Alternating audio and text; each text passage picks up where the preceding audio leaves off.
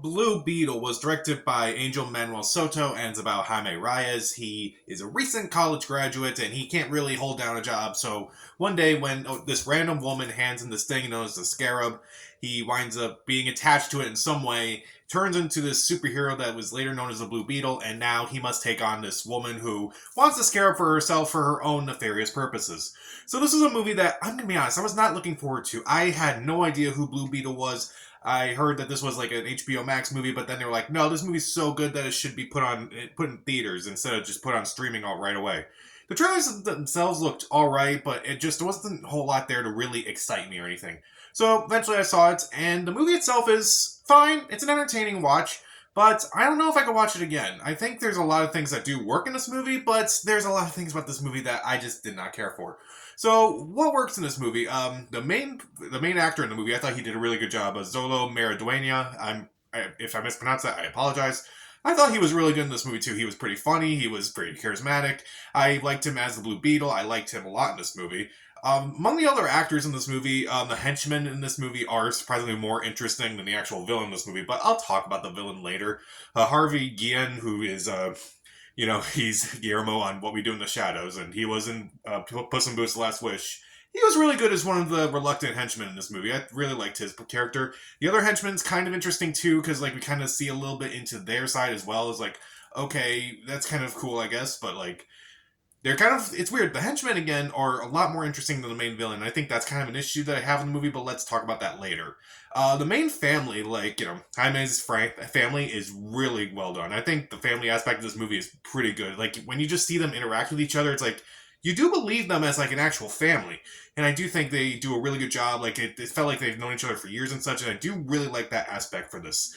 And surprisingly, a lot of the drama of this movie really does work. It's like, when the comedy hits, it's not nearly as good, but when the drama hits, not only does it hit you, but it's like, it's really impactful. I think the drama is really well done in this movie, and surprisingly more well done than most superhero movies these days.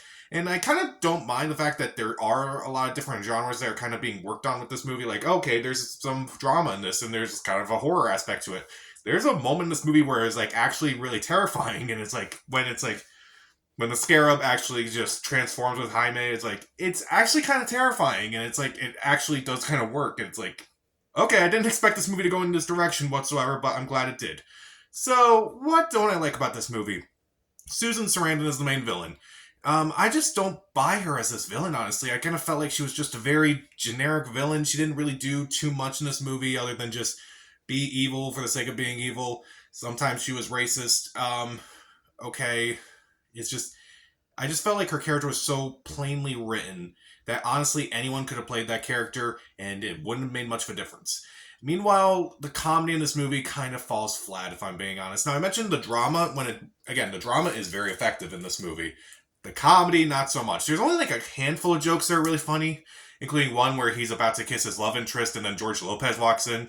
That joke was funny, but a lot of the comedy, which does come from George Lopez, is just not very funny to me. I don't know why. It just didn't work for me. It's like, oh, that's supposed to be funny? Okay. I'm not laughing, but we gotta add comedy into these movies somehow. I just felt like the comedy was just medium at best.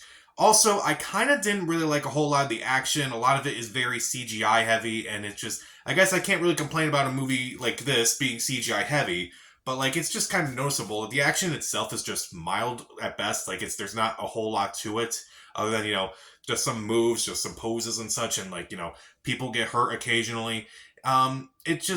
It's kind of just standard at this point, and it doesn't help too that this movie reminds me of other superhero movies sometimes. Reminds me of other, Marvel movies, reminds me of other DC movies, and I'm like, okay, this is where I've seen this before, and I've seen it done better in those movies before. Like, there's a joke, not even a joke itself, but like a moment where you hear the car horn, but like when you hear the car horn, you'll just immediately recognize what movie that's from. And I'm like, oh, I remember that from that movie. And it's just kind of annoying. It's like, why can't they just, do their own thing instead of like just trying to copy other movies? It just kind of doesn't really make any sense. And that goes for like superhero movies in general right now. So Blue Beetle, even though there's some good things about this movie, like the actors do a decent job and like a really good job, the family aspect is really good, the drama is really good, the blending of different genres is very fascinating as well. I didn't care for the main villain. I didn't care for the action too much. I didn't care for the CGI too much. I didn't care for the comedy. And at the end of the day, I just felt like it was just too much like other superhero movies. If this had come out like on the heels of something like, say, the first Spider-Man movie all the way back in like 2002, I think this movie would be a lot better, honestly. I'll give Blue Beetle 2.5 out of 4 stars. Stream it. It's a fun one-time watch. I didn't hate myself while watching it, but at the same time, like, this could have been a lot better, and this could have been like something that actually was effective. If it helps, I liked it more than Shazam 2 and maybe The Flash. Oh well. So, what'd you think of Blue Beetle? And also, who's a superhero that you want to see on the big screen? Comment down below, subscribe to the channel. This is Pat. Stay safe.